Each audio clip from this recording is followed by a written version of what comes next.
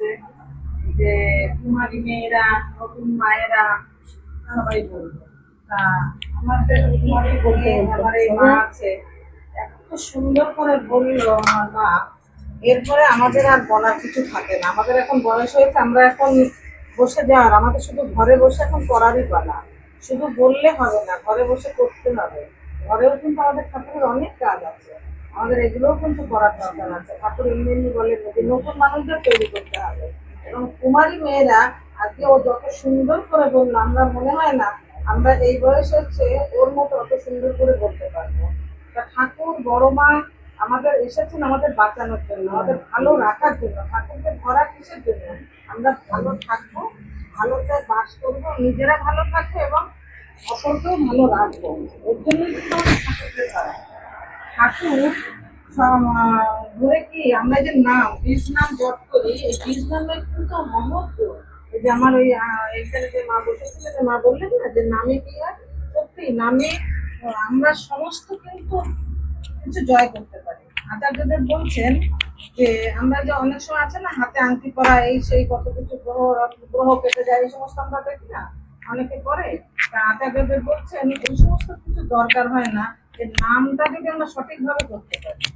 আচার্যদেব বলছেন যে আমার পুষ্টিতে ছিল যে সর্পদংশ। তা আমি যখন ঘরে আমি অনেক সময় দেখেছি সর্প। এবার যখন আমি একদিন ঘরে রয়েছি, দেখছি ঘরে সাপ দেখছি, তখন আচার্যদেব বলছেন ওই না দেখে আমি সঙ্গে সঙ্গে নাম জপ শুরু করেছিলাম। নাম জপ করতে করতে দেখেছি সাপটা কোথায় চলে গেল তার ঠিক নেই। বলছে এরকম আমি অনেকবার সাপ দেখেছি, কিন্তু আমার পুষ্টিতে ছিল সর্বধ্বংস। ওই যে নাম, নামে কিন্তু সেই পুষ্টির লেখাটাও পাল্টে গেল। তাই আমরা পুষ্টিতে আমাদের গ্রহে যদি অন্য কিছু খারাপও কিছু থাকে, আমরা কিন্তু নামের মাধ্যমে সেই আমাদের খারাপগুলো কিন্তু সব কেটে যায়। তাই আমরা জানি যে ঠাকুর ধরেছি, আমরা নামময় হয়ে থাকবো। যে যখন সময় পাবো, যে যত দুঃখ জ্বালা কষ্টই থাকি না কেন, আমরা যদি নাম সঠিকভাবে করতে পারি, আমরা সত্যিই সুন্দর থাকবো। ঠাকুর একদিন পুরীতে গেছেন। পুরীতে গিয়ে এবার এখান থেকে সব যাত্রা করা হয়েছে, পুরীতে গেছে। ঠাকুরের সঙ্গে যে দাদারা থাকেন, সে দাদাদের এক দাদা বলছেন যে এখান থেকেই কলকাতা থেকে ফটোগ্রাফার নিয়ে যাওয়ার কথা। ফটোগ্রাফার নিয়ে যাওয়া হয়েছে, ঠাকুরকে পুরীতে নিয়ে যাবে, ছবি তোলা হবে। কিন্তু ওখানে গিয়ে সেরকম সুযোগ আর হচ্ছে না। ঠাকুরকে যে সমুদ্র পাড়ে নিয়ে সমুদ্র সৈকতে যে ছবি তুলবে, সেই সুযোগ আর হচ্ছে না। এবার সব ভক্তরা দাদারা ভাবছেন যে ঠাকুর যে কখন যাবেন, কখন যে আমরা একটা ছবি তুলবো। হঠাৎ একদিন ঠাকুর বলছেন, এই প্রচুর পরিমাণে ফুলের জোগাড় করতে পারিস? অপর্যাপ্ত পরিমাণে ফুলের জোগাড় করতে পারিস? তো সব ভক্তরা বলছেন হ্যাঁ ঠাকুর। ঠাকুর বলা মানেই সব করতে পারবো, হ্যাঁ ঠাকুর পারি। প্রচুর পরিমাণে ফুলের জোগাড় হলো। ঠাকুর বললেন আমরা না এখন সমুদ্রের পাড়ে যাব, কিন্তু সবাইকে নিয়ে যাওয়া যাবে না। কিছু মানুষকে রেখে দিল যে এখানে যারা না যাতে না জানে তারা যেন সমুদ্র পাড়ে না যায়। ঠাকুর, ঠাকুরের মা আর বাগবাজারে ছিলেন মায়া মাসিমা বলে, ঠাকুরেরই ভক্ত। তিনি মা বলে ডাকতেন, মায়া মাসিমাকে মায়ের শ্রদ্ধায় তিনি দেখতেন ঠাকুর। সেই মাকে নিয়ে গেলেন, ফটোগ্রাফার গেলেন, আর এক দুইজন মানুষ গেলেন। যাওয়ার পরে এইবার একটা বেঞ্চি পেতে ঠাকুর ওই মায়া মাসিমাকে বসালেন। মায়া মাসিমাকে বসিয়ে মায়া মাসিমার কোলে ঠাকুর মাথা দিয়ে শুলেন সমুদ্রের পাড়ে। আর বলছেন যে দাদাকে সেই ফুলের কথা বলেছিলেন, সেই দাদাকে বলছেন যে এই ফুল মাকে দাঁড় করিয়ে, মাথা মানে মাতা মনমোহনী দেবীকে বলছে যে আমার মাকে আমার এই পাশে ফুলের পাশে দাঁড় করান। দাঁড় করিয়ে যত ফুল এনেছেন সব আমার মায়ের পায়ে দিয়ে পুজো করবেন। এখন ঠাকুরের বলা, ওনারা তো তুলেছেন মন করে যে ঠাকুরকে ঠাকুরের চরণে দেবেন বলে, কিন্তু ঠাকুর যখন বলেছেন সে তো আর নড়চড় করা যাবে না।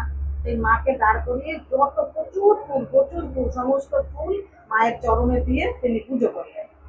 সব দিয়ে তখন লোকজন সব ফুলই তো দেওয়া হয়ে গেল, একটা ফুলও তো থাকলো না। ঠাকুর একটা ফুলও তো রাখতে বলতে পারতেন ঠাকুরের চরণে দেওয়া, তারা বললেন না। উনি একটু হতাশ হয়ে গেলেন।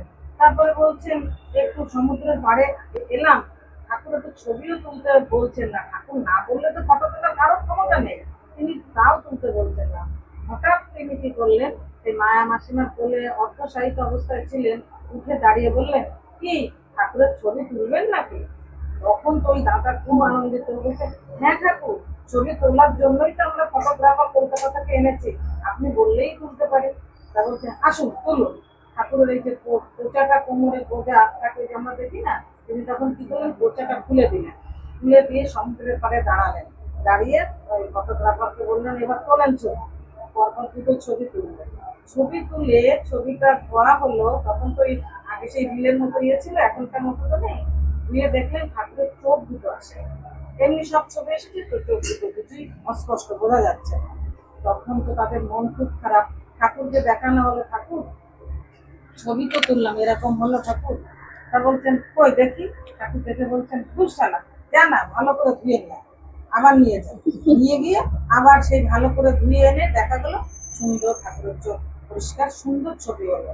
তখন ঠাকুরের কাছে আবার যখন দেওয়া হলো, ঠাকুর নিজের ছবি নিজে মাথায় ঠেকিয়ে বললেন, পরম পিতার এই হয়েছে আসল ছবি, পরম পিতার এই হলো আসল ছবি।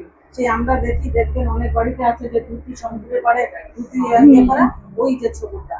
তা এই হলো যে ঠাকুর ধরে কিন্তু আমরা অনেক কিছু ঘটনা অনেক কিছু জানি, কিন্তু ঠাকুরের অনুমতি, ঠাকুর বাড়ির অনুমতি, ঠাকুরের কথা ছাড়া কিছু কিন্তু আমাদের চলার এক পাও কিন্তু ক্ষমতা নেই। আজকে আমরা এই যে এই পরিবেশে যে মাতৃ সম্মেলন হয়, আমি কোনো জায়গায় গিয়ে কিন্তু এরকম আনন্দটা পাই না। আমি অনেক জায়গায় মাতৃ সম্মেলনে যাই, সবসময় যাই যাই কিন্তু মনটা ঠিক যেন বসে না, ভালো লাগে না। এখানে যে একটা একতা, এই যে ঠিক যেমন বলা ঠিক তিনটে গান এবং যৌথভাবে গান, ঠিক যেমন আলোচনা তেমন আলোচনা, এবং ড্রেসপত্র সকলের মাথায় কাপড়, সবাই একটা সুশৃঙ্খল ভাবে এই যে মাতৃ সম্মেলনটা আমাদের এখানে করা হয়।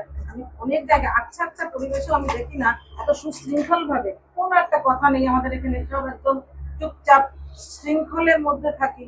এটাই কিন্তু ঠাকুর চেয়েছেন, শৃঙ্খল ছাড়া ঠাকুর কোনো সময় কিছু ভাবতে পারতেন না। তাই আমাদের এই পরিবেশের মায়েদের সত্যি একটু হচ্ছে আজকে এই যে সব মায়েরা, সব মায়েরা নাম বলবো কি, মমতা মা আছে, সুধা মা, প্রতিমা মা, আমাদের সব মায়েরা, অনুরাধা মা, সব মায়েরা মিলেই সুন্দর করেই কিন্তু এই মাতৃ সম্মেলনটা সৎসঙ্গতা এবং পরিবেশটা করে রেখেছে।